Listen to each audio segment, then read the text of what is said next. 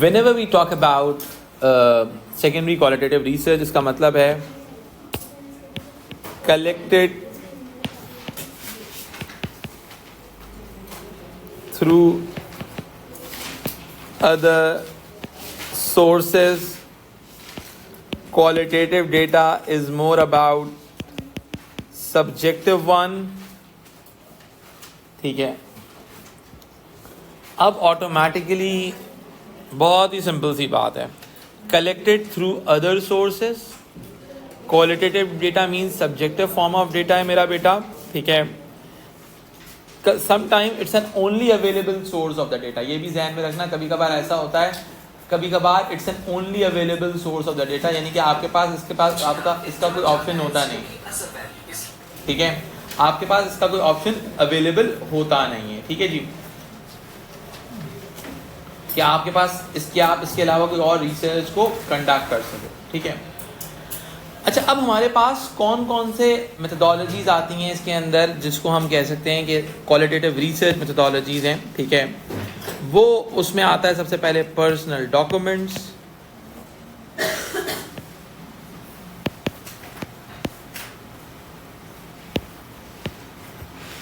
And diaries, historical documents,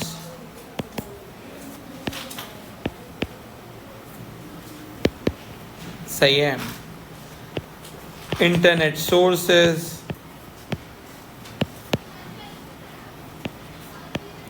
जिसको हम digital content कहते हैं.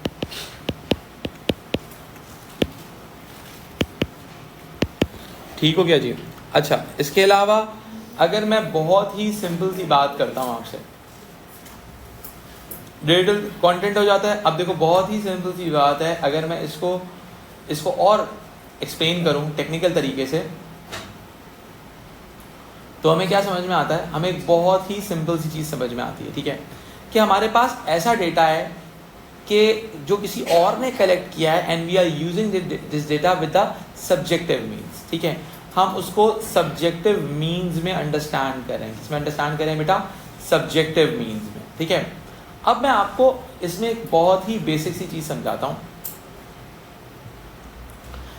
कि कभी कभार ऐसा होता है, लेट्स सपोज आप ऐसी रिसर्च कर रहे हैं. ठीक है, आप रिसर्च कर रहे हैं मेरा बेटा, आप किसी हिस्टोरिकल फीचर पे रिसर्च कर रहे हो, आप बादशाह अकबर पे रिसर्च कर रहे हो. ठीक है, अब अकबर के जो कोर्ट के डॉक्यूमेंट्स हैं, इसके अलावा आपके पास कोई सोर्स थोड़ी है. ये थोड़ी ना टाइम मशीन में जाके बादशाह अकबर के दरबार में जाके बोलो जी हुजूर आला क्या हुक्म है, ऐसा तो पॉसिबल नहीं है.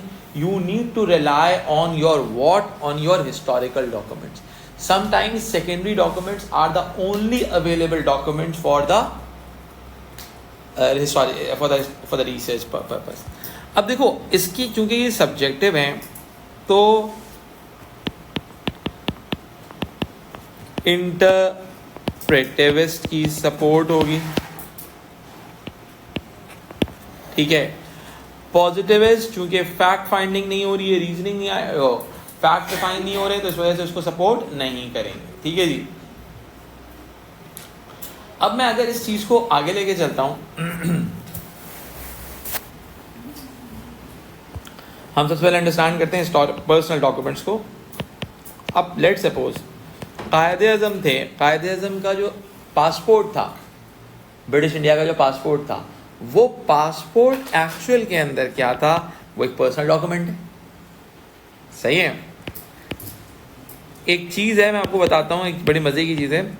अगर आप कराची के अंदर कायदे-ए-आज़म एकेडमी एक जगह है, कायदे-ए-आज़म के मज़ार के बिल्कुल सामने अपोजिट. ठीक है, कायदे-ए-आज़म एकेडमी के नाम से, वो एक्चुअली रिसर्च सेंटर है कायदे-ए-आज़म के ऊपर. और मज़े की बात, पाकिस्तान में कायदे-ए-आज़म के ऊपर पीएचडी करना बैन है. कायदे-ए-आज़म के ऊपर आप पीएचडी नहीं कर सकते, पीएचडी नहीं कर सकते. कुछ लोगों को अच्छा ही लगेगा. हाँ, मैं मजाक नहीं कर रहा भाई. बेटा मसला ये है कि the establishment don't want this. Exactly. तो वो जो कुछ बहुत सारे नैरेटिव्स है कायदे-ए-आज़म के जो कि नहीं चाहते कि एक्सेस है. तो अब बड़े मज़े की बात बताता हूँ, कायदे-ए-आज़म एकेडमी के अंदर भी कायदे-ए-आज़म के सारे एक पूरा सेक्शन है, इसको कहते हैं कायदे-ए-आज़म पेपर्स, जिसको लॉक करके रखा गया है. ठीक है, हाँ, वो आपको फिर बहुत हैवी पर्ची लगानी पड़ेगी, तब जाके आपको एक्सेस मिलेगा. तो कायदे-ए-आज़म पेपर्स में कायदे-ए-आज़म डॉक्यूमेंट्स हैं एक्चुअल के अंदर, जो कि पर्सनल डॉक्यूमेंट्स हैं, जो उनकी रिसर्च के लिए इस्तेमाल होंगे, कि उन्होंने किसको लेटर लिखा, क्या कहा, सही है। There are so many issues like that. समझ आई बात? अब क्या होता है कि भाई बहुत सिंपल सी बात है, ये personal documents are produced by people, जिसको हम डायरीज भी कहते हैं, during their everyday lives, during their everyday lives. ठीक है। अब इट कुड बी समथिंग जिसको आप कह सकते हो फैमिली लाइफ भी हो सकती है,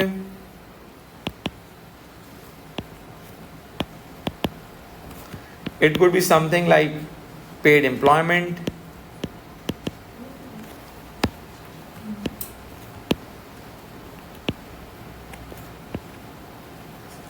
ठीक है। It could be something we can say education, ठीक है, ठीक है। अब इसके अलावा बहुत सारी चीज़ें हो सकती हैं, ठीक है। अब इसके अलावा रिटन डॉक्यूमेंट्स जो हो सकते हैं, रिटन पर्सनल डॉक्यूमेंट्स जो होते हैं,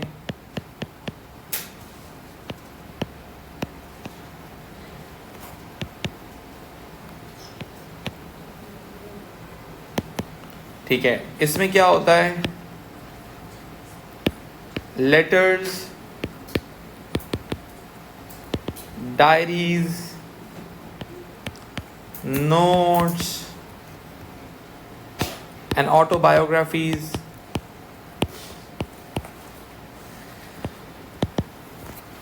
ठीक है, ये सारी चीज़ें आ जाती हैं, ठीक है। अच्छा, इसके अलावा फैमिली फोटोग्राफ्स भी आ जाती हैं इसके अंदर,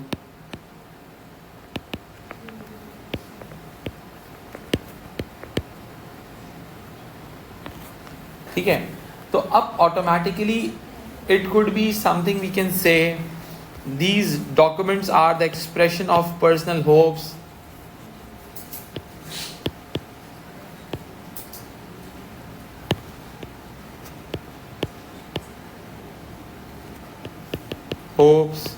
ठीक है, feelings and concerns। अब जैसे कि बहुत कई मरतबा इन डॉक्यूमेंट्स को बना के पूरी एक बुक भी बना दी जाती है, जैसे कि भुट्टो साहब की किताब है इफ़ आई गॉट असैसिनेटेड, ठीक है, अगर मुझे कत्ल कर दिया जाए, ठीक है, तो वो भी एक पर्सनल डॉक्यूमेंट के तौर पे कंसिडर की जाएगी, जो उन्होंने जेल में बैठ के लिखी थी, सही है। तो इट कुड बी समथिंग कि भाई इस तरह की चीज़ें होती हैं, जो बड़े लोग जो होते हैं, जो लेट सपोज जो उनकी हिस्ट्री के अंदर बड़ा इंपॉर्टेंट रोल होता है, वो बड़ा जिनके डॉक्यूमेंट्स बड़े मैटर कर रहे होते हैं, ठीक है जी। अच्छा, अब ये तमाम जो डेटा फॉर्म्स हैं बेटा, ये तमाम डेटा फॉर्म सब्जेक्टिव हैं, जो इंडिविजुअल फीलिंग्स को एक्सप्रेस आउट करती हैं, ठीक है। अच्छा, अब इसके अंदर हमारे पास थ्योरिस्ट आते हैं, उनका नाम है जॉन स्कॉट। जॉन स्कॉट ने एक्चुअल में क्या कहा था, उन्होंने कहा था there are 4 quality control criteria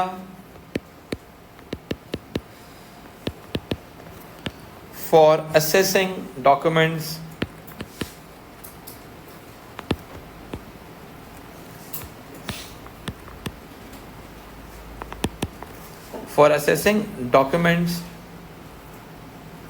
ठीक है। अब जिसमें अदर क्वालिटेटिव फॉर्म्स भी आ सकती हैं, जिसके अंदर आपका हिस्टोरिकल डॉक्यूमेंट्स वगैरह सब आ सकते हैं, ठीक है। अब जैसे कि पहला है authenticity,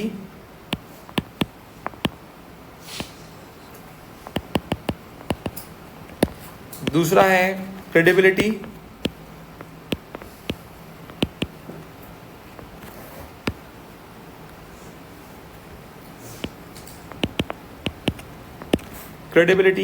third one is representativeness, कि कितने चीज़ों को रिप्रेजेंट करती है चीज़, टिवनेस, और फिर उसके मीनिंग क्या एक्सट्रैक्ट आउट हो रहे हैं, ठीक है। क्योंकि कई मरतबा ये पर्सनल डॉक्यूमेंट जो होते हैं ना, पूरी एक सोसाइटी के माइंडसेट को भी चेंज कर देते हैं, ठीक है भाई। लेट्स में कायदे के बारे में लोगों का माइंडसेट है था कि भाई वो बड़े कोई उन्होंने इस्लामी निज़ाम कायम करने की कोशिश की। अब कोई डॉक्यूमेंट आ जाए कहे कि भाई वो कायदे जो थे वो तो क्या कहते हैं, सेकुलरिज्म को सपोर्ट कर रहे थे, सेकुलरिज्म को। जैसे उन्होंने कहा था there is no religion of the state. हाँ, अब वो कहा था, अब मैं ये बात एक मरतबा मैंने यूट्यूब पे डाल दी थी, तो लोगों ने नीचे बड़े ख़तरनाक कमेंट किए थे, ठीक है। तो अब मैं फड्डा में पढ़ना नहीं चाहता लोगों के, ठीक है, तो मैं आगे जवाब देता नहीं उन लोगों को। तो लेकिन अब भाई वो एक स्पीच है, मैं क्या कर सकता हूँ, लड़ लो कायदे से जाके खबर में जाके लड़ लो कि भाई कायदे साहब ने यूँ कहा था, आप हम तो कुछ और चाहते थे, तो आप क्यों ये चाह रहे थे, ठीक है। तो अब अगर कायदे के पुराने डॉक्यूमेंट उठा के देखें, उनकी तमाम चीज़ें उठा के देख लें, तो बड़े कोई क्लासिक।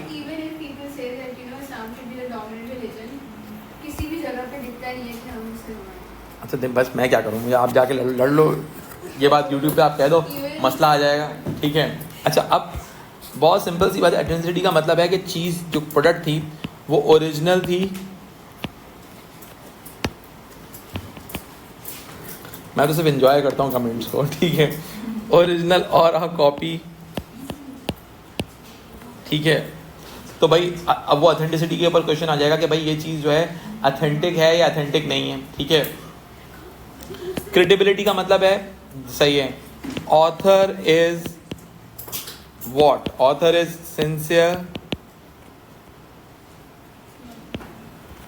Sincere and honest.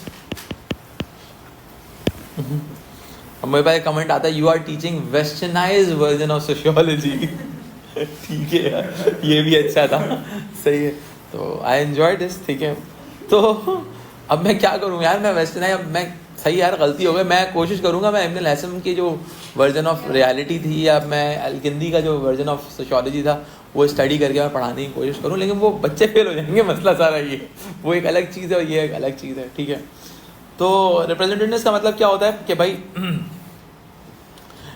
यानी कि रिप्रेजेंटेटिव डॉक्यूमेंट होना चाहिए, ठीक है। लेट्स सपोज कि भाई जो it represents the, it should represent the group or not,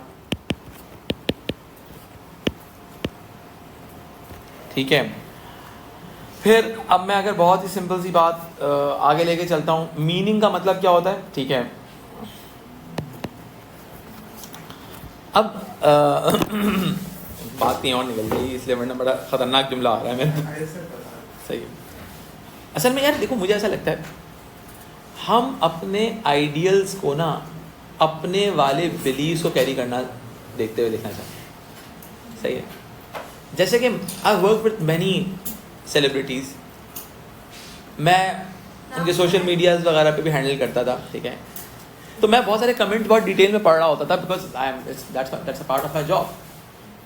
अब अगर कोई सेलिब्रिटी शिया है तो लोग कहते थे यार आप जो है ना वो सुन्नी हो जाए। अबे क्यों हो जाए पागल हो गए हो, सही है।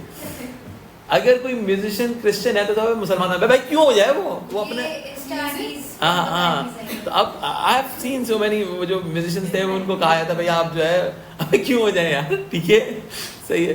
तो वो अगला वो ये क्यों कह रहा है कि अच्छा वो तो एक म्यूजिशियन ने बड़ी अच्छी बात की, उन्होंने कहा भाई मैं कह रहा हूँ तुम क्रिश्चियन हो जाओ ठीक है। वो कह रहे तुम क्रिश्चियन हो, मैंने बोला तुम्हें, सही है। तो अब दूसरे जो माइंडसेट है, अब वो हमारी सोसाइटी का एक बड़ा कोई डिलेमा है कि हम अपने आइडियल्स को भी अपने बिलीव्स पे देखना चाहते हैं। तो वो एक अब कायदे-ए-आज़म को बिला वजह ज़्यादा पक्का मुसलमान साबित करने के लिए रहमतुल्लाह अलैह डालते हैं, इनसे पक्का मुसलमान तो कोई इनका उनके पता नहीं किसी ने ख्वाब में कुछ देख लिया था, ठीक है। हम और एक तो हम ख्वाबों में बहुत जीते हैं, ठीक है, क्योंकि ख्वाबों में साबित नहीं करना पड़ता है ना, मसला सारा ये, सही है। अब आप अगर एक्चुअल लाइफ की बात करोगे तो भाई कैमरा बड़ी खतरनाक चीज़ है, वो कहता है दिखाओ एविडेंस दो, लेकिन ख्वाब में कुछ एविडेंस देने की ज़रूरत ही नहीं। एक बंदे ने ख्वाब देखा था, अब बोल दो कुछ भी बोल दो उसके अंदर। तो अब बात सारी ये एक हमारा आइडियलिज्म है जो मुझे लगता है, अब लोग कहेंगे वेस्टर्नाइजर, मैं क्या कर सकता हूँ, ठीक है। आ जाओ मीनिंग। अच्छा, वेस्टर्नाइजेशन का मतलब क्या है, देखो समझो। वेस्टर्नाइजेशन जो था एक्चुअल में ऑब्जेक्टिविटी की तरफ चला जाता है, सही है। और नॉन वेस्टर्नाइजेशन की अगर आप बात करें तो इट्स मोर सब्जेक्टिविटी। अब एमिल डर्कहाइम, ये सारा फ्रेंच है, ठीक है, they are more inclined towards what, more inclined towards the factual ideas, positivist ideas. समझ आई बात? तो ये जो नॉन वेस्टर्नाइज सोशियोलॉजी आती है उसके अंदर सब्जेक्टिविटी का एलिमेंट आपको ज़्यादा दिखेगा। ये मैंने बहुत हैवी बात कर ली, समझ में आ जाए अच्छी बात, नहीं आई तो 2 साल के बाद जब सोशल साइंसेज में बहुत कोई एक्सपर्ट लेवल पढ़ोगे तो फिर समझ जाके समझ में आएगा। सर आपने कमेंट्स को बताया थे, मेरे दिमाग में आया, मैंने कमेंट पढ़ा, बोलते हानिया मेरा प्लीज हिजाब शुरू कर दे। हाँ तो वही है ना, हम अपने ठीक है। तो अब क्या है, एबल टू अंडरस्टैंड, यानी कि मीनिंग क्रिएट होने चाहिए, एबल टू अंडरस्टैंड, ठीक है, वर्ड्स एंड फ्रेजेस, कि हम जो कंटेंट बना रहे हैं, हमने जो एनालाइज कर रहे हैं उसकी मीनिंग इंटेंडेड, अच्छा इसके अलावा इंटेंडेड मीनिंग को भी अंडरस्टैंड करना बड़ा जरूरी है।